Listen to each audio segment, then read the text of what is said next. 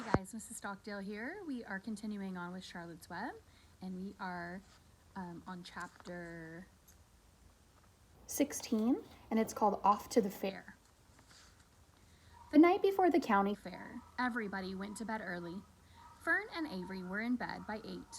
Avery lay dreaming that the Ferris wheel had stopped and that he was in the top car. Fern lay dreaming that she was getting sick in the swings. Lurie was in bed by 8:30. He lay dreaming that he was throwing baseballs at a cloth cat and winning a genuine Navajo blanket. Mr. and Mrs. Zuckerman were in bed by 9. Mrs. Zuckerman lay dreaming about a deep freeze unit. Mr. Zuckerman lay dreaming about Wilbur. He dreamt that Wilbur had grown until he was 116 feet long and 92 feet high, and that he had won all the prizes at the fair and was covered with blue ribbons and even had a blue ribbon tied to the end of his tail. Down in the barn cellar, the animals too went to sleep early, all except Charlotte. Tomorrow would be fair day. Every creature planned to get up early to see Wilbur off on his great adventure. When morning came, everybody got up at daylight. The day was hot. Up the road at the Arable's house, Fern lugged a pail of hot water to her room and took a sponge bath. Then she put on her prettiest dress because she knew she would see boys at the fair.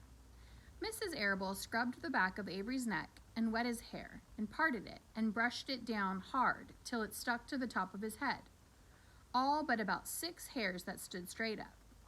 Avery put on clean underwear, clean blue jeans, and a clean shirt.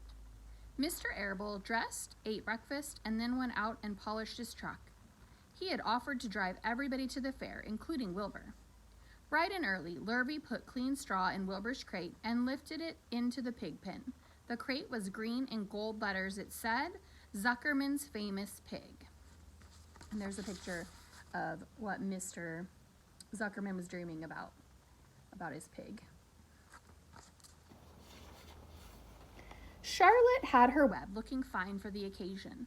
Wilbur ate his breakfast slowly. He tried to look radiant without getting food in his ears. In the kitchen, Mrs. Zuckerman suddenly made an announcement. Homer, she said to her husband, I am going to give that pig a buttermilk bath. A what? Said Mr. Zuckerman. A buttermilk bath.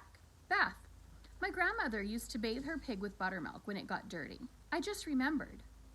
Wilbur's not dirty, said Mr. Zuckerman proudly. He's filthy behind the ears, said Mrs. Zuckerman. Every time Lurvy slops him, the food runs down around the ears. Then it dries and forms a crust. He also has a smudge on one side where he lays in the manure. He lays in clean straw, corrected Mr. Zuckerman. Well, he's dirty, and he's going to have a bath. Mr. Zuckerman sat down weakly and ate a donut. His wife went to the woodshed. When she returned, she wore rubber boots and an old raincoat, and she carried a bucket of buttermilk with a small wooden paddle. Edith, you're crazy, mumbled Zuckerman, but she paid no attention to him. Together, they walked to the pig pen. Mrs. Zuckerman wasted no time. She climbed in with Wilbur and went to work. Dipping her paddle in the buttermilk, she rubbed him all over. The geese gathered around to see the fun, and so did the sheep and lambs. Even Templeton poked his head out cautiously to watch Wilbur get a buttermilk bath. Charlotte got so interested she lowered herself on a dragline so she could see better.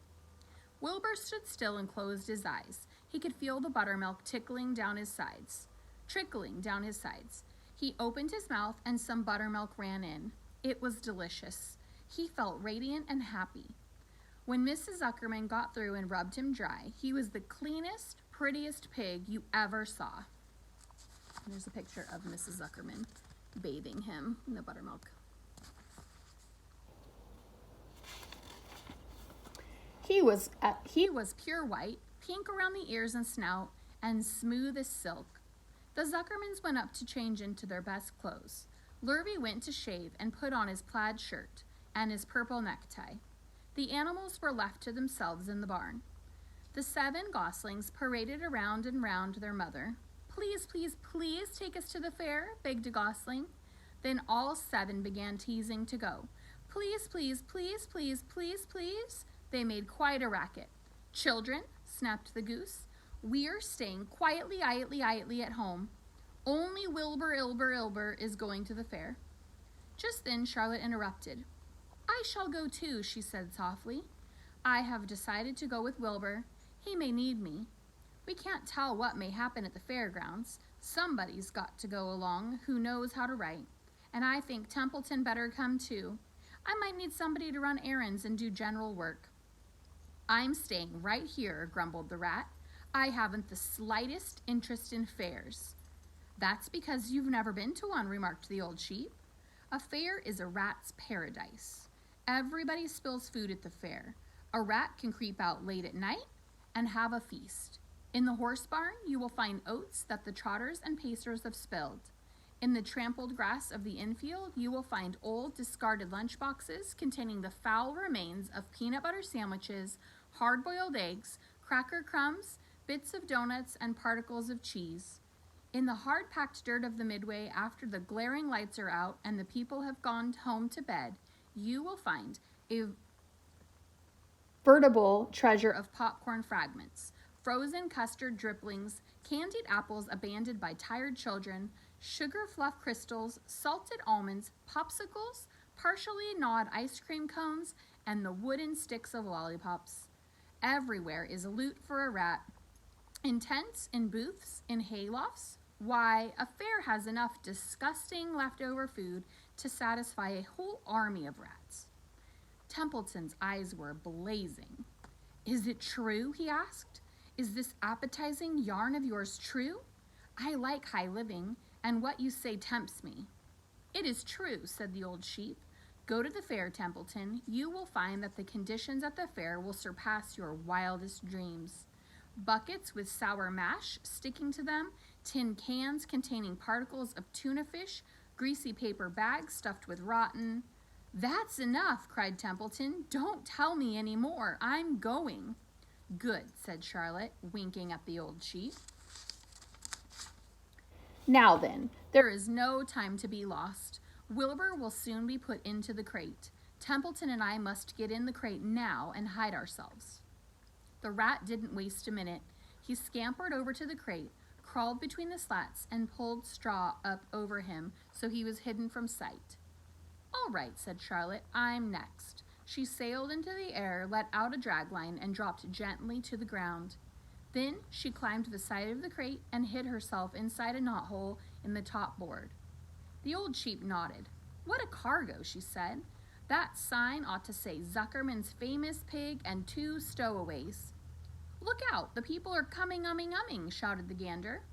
Cheese it, cheese it, cheese it. The big truck with Mr. Arable at the wheel backed slowly down toward the barnyard. Lurvy and Mr. Zuckerman walked alongside. Fern and Avery were standing in the body of the truck, hanging on to the sideboards. Listen to me, whispered the old sheep to Wilbur. When they open the crate and try to put you in, struggle. Don't go without a tussle. Pigs always resist when they're being loaded. If I struggle, I'll get dirty, said Wilbur. Never mind that. Do as I say. Struggle. If you were to walk into the crate without resisting, Zuckerman might think you were bewitched. He'd be scared to go to the fair. Templeton poked his head up through the straw. Struggle if you must, said he, but kindly remember that I'm hiding down here in this crate and I don't want to be stepped on or kicked in the face or pummeled or crushed in any way or squashed or buffeted around or bruised or lacerated or scarred or biffed. Just watch what you're doing, Mr. Radiant, when they get shoving you in. Be quiet, Templeton, said the sheep. Pull in your head. They're coming. Look radiant, Wilbur. Lay low, Charlotte. Talk it up, geese. The truck backed slowly to the pig pen and stopped. Mr. Arable cut the motor, got out, walked around to the rear, and lowered the tailgate. The geese cheered. Mrs. Arable got out of the truck. Fern and Avery jumped to the ground. Mrs. Zuckerman came walking down from the house. Everybody lined up at the fence and stood for a moment admiring Wilbur and the beautiful green crate. Nobody realized that the crate already contained a rat and a spider. That's some pig, said Mrs. Arable. He's terrific, said Lurvy. He's very radiant, said Fern, remembering the day he was born. Well, said Mrs. Zuckerman, he's clean anyway. The buttermilk certainly helped. Mr. Arable studied Wilbur carefully. Yes, he's a wonderful pig, he said. It's hard to believe that he was the runt of the litter. You'll get some extra good ham and bacon, Homer, when it comes time to kill that pig. Wilbur heard these words and his heart almost stopped. I think I'm going to faint, he whispered to the old sheep who was watching. Kneel down, whispered the old sheep. Let the blood rush to your head. Wilbur sank to his knees, all radiance gone, his eyes closed. Look, screamed Fern, he's fading away. Hey, watch me, yelled Avery, crawling on all fours into the crate. I'm a pig, I'm a pig. Avery's foot touched Templeton under the straw. What a mess, thought the rat. What fantastic creatures boys are. Why did I let myself in for this? The geese saw Avery in the crate and cheered. Avery, you get out of that crate this instant, commanded his mother. What do you think you are? I'm a pig, cried Avery, tossing handfuls of straw into the air. Oink, oink, oink. The truck is rolling away, Papa, said Fern. The truck, with no one at the wheel, had started to roll downhill. Mr. Arable dashed to the driver's seat and pulled the emergency brake. The truck stopped. The geese cheered. Charlotte crouched and made herself as small as possible in the knothole so Avery wouldn't see her. Come out at once, cried Mrs. Arable.